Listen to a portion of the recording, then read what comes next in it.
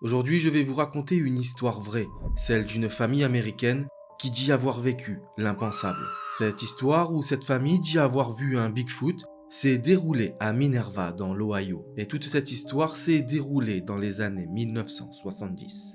D'ailleurs, il existe un excellent reportage que vous pouvez retrouver sur Prime Video et il raconte et retrace toute cette histoire. Mais l'avantage c'est qu'ici c'est gratuit, vous allez éviter de payer un abonnement.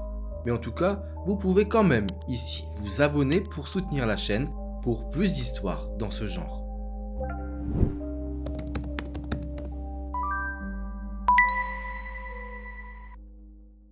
Mais avant de commencer, je voudrais quand même vous présenter un créatif, un abonné de la chaîne. Et cet abonné, il fait un travail très original. Alors comme vous le voyez, il y a un petit message qui s'est affiché en haut. C'est une collaboration commerciale, oui, mais sans rémunération. C'est un abonné qui est venu me contacter par Instagram. Vous pouvez également le faire par email.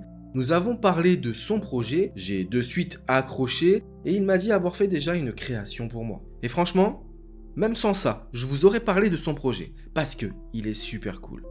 Et il colle parfaitement à la chaîne. Il est artisan français, il est passionné par le mystère, la cryptozoologie, l'ufologie et l'archéologie oubliée.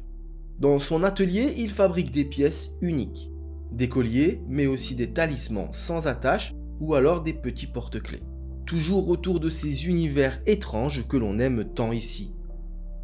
Il retranscrit et grave votre prénom en cunéiforme, l'une des plus anciennes écritures du monde. Et cette écriture, elle est apparue en basse Mésopotamie, c'est-à-dire dans le sud de l'actuel Irak, une région située entre deux grands fleuves, le Tigre et l'Euphrate. Et c'est là qu'est née l'une des premières civilisations de l'humanité, la civilisation sumérienne.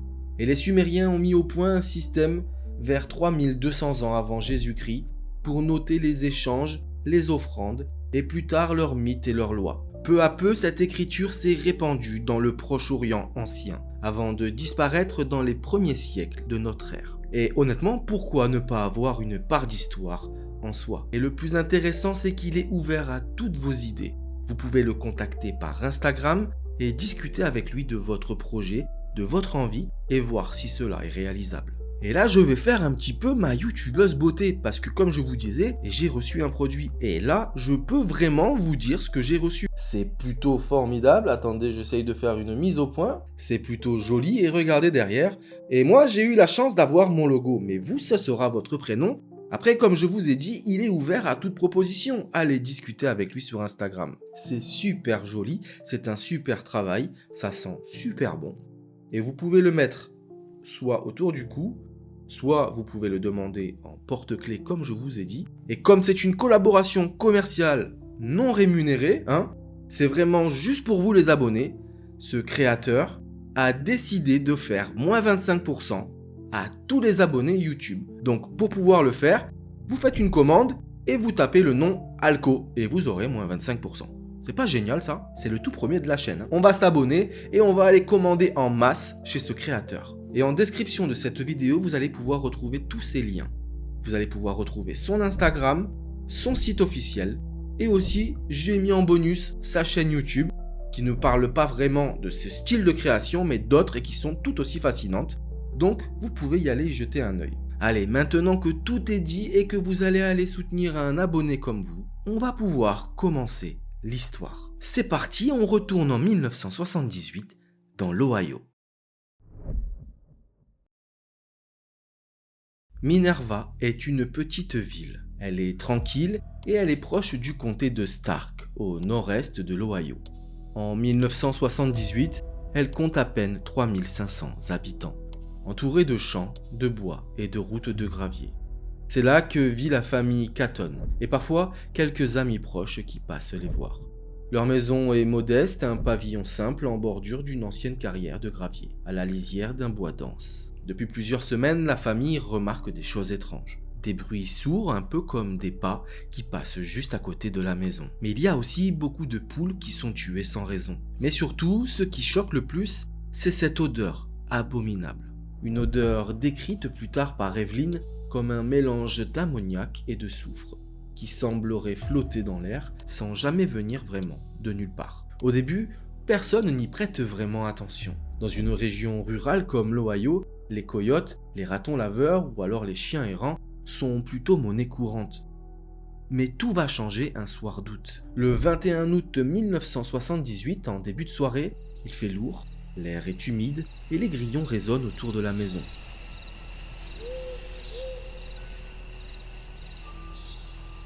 Vers 22h, les Catton et deux amis assis dans le salon entendent les chiens aboyer furieusement. La fille d'Evelyn regarde par la fenêtre, elle distingue d'abord deux yeux jaunes dans la pénombre, à la hauteur du bord de la colline, juste derrière la maison. Ils croient tous d'abord à un animal, peut-être un grand félin. Mais soudain, une forme gigantesque se dresse, éclairée par la lumière du porche. Un être massif, debout sur deux jambes, couvert d'une épaisse fourrure brune grisâtre, sans cou visible, la tête semblant posée directement sur ses épaules. La créature observe la maison silencieusement. Les témoins la décrivent plus tard comme haute de 7 à 8 pieds, c'est-à-dire environ 2,10 m à 2,40 m de haut. Son corps paraît large, compact, et ses yeux reflètent la lumière comme ceux d'un animal nocturne. Il la voit près de 10 minutes, immobile, avant qu'elle ne s'éloigne dans la carrière. Quand tout redevient calme, une odeur épouvantable flotte dans l'air. Certains disent qu'elle brûlait presque la gorge, comme du chlore ou alors de l'ammoniac. Terrorisée, la famille contacte directement le bureau du shérif Stark. Un adjoint, James Shannon, se rend sur place. À son arrivée, la famille est encore bouleversée. Shannon note dans son rapport que tous semblaient sincèrement terrifiés et qu'aucun ne cherchait l'attention des médias. Et ce qu'il va découvrir, c'est des grandes empreintes dans la poussière et des bouts de poils bruns accrochés au grillage. Et l'odeur décrite par les témoins est encore perceptible. Comme je vous disais, c'est un mélange âcre, chimique, presque insupportable. Les poils sont envoyés pour une analyse. Mais apparemment, les laboratoires locaux n'arrivent pas à les identifier réellement. Ils ne correspondent à aucune créature vivant dans cette région. Et ça, ce n'est pas un incident isolé. Dans les jours qui suivent, la créature semble revenir plusieurs fois autour de la propriété. La famille rapporte des hurlements nocturnes, des chats et des chiens disparus, et même un épisode où une silhouette massive a été vue derrière la maison, penchée au-dessus d'un tas de pierres. Chaque fois, les témoins ils décrivent la même chose. Une créature bipède de grande taille, couverte de poils, sans museau visible et une odeur suffocante. La police, elle, revient à plusieurs reprises, mais malheureusement, elle ne trouve aucune preuve décisive. Et le shérif Shannon finit par conclure: Nous ne savons pas ce que c'était, mais je peux vous assurer que ces gens ont vu quelque chose. Et lorsque la presse locale commence à en parler, Minerva devient le centre d'attention de tout l'État. Des journalistes, des curieux et des chercheurs amateurs affluent. La route menant à la maison est bientôt bloquée par les voitures de visiteurs espérant apercevoir la créature. La famille Catton, elle, se renferme et refuse de parler davantage aux médias. Comme je vous le disais en début de vidéo, un documentaire local a été tourné bien plus tard. Et le cas a été étudié par plusieurs enquêteurs en cryptozoologie. L'affaire du Minerva Monster reste encore aujourd'hui l'un des cas de Bigfoot les mieux documentés de l'Ohio. Précisément parce que la police de là-bas a pris le témoignage très au sérieux. Malheureusement, aucune preuve formelle n'a jamais été trouvée. Comme je vous le disais, les poils n'ont jamais été identifiés. En tout cas, de ce que l'on sait. Aucune empreinte moulée n'a résisté au temps. Mais les rapports officiels, eux, existent bien. Et les témoins, eux, ils restent cohérents depuis plus de 40 ans. Aujourd'hui encore, Minerva fête chaque été le Minerva Monster Festival. Une petite fête locale en hommage à cette étrange histoire. Et certains habitants racontent que certaines nuits d'été, ils entendent encore des cris rauques dans la forêt. Alors voilà, cette histoire est très difficile à débunker. Parce que ici, on ne parle pas d'un simple témoignage isolé, mais complètement d'une famille entière qui est appuyée par une enquête de police réelle avec des empreintes, des poils et des rapports officiels. Les Catton n'avaient rien à y gagner car ils s'en foutaient complètement de la célébrité. Et les policiers eux-mêmes ont retenu que cette famille était réellement terrifié. On peut toujours évoquer des hypothèses rationnelles comme un grand ours, un grand animal qui est mal identifié, une confusion et une peur intensifiée. Mais il reste quand même quelque chose que personne n'a pu expliquer. L'odeur. Cette odeur insoutenable que tous ont décrit, même les policiers. Alors ont-ils vraiment vu un Bigfoot? Personne ne le sait.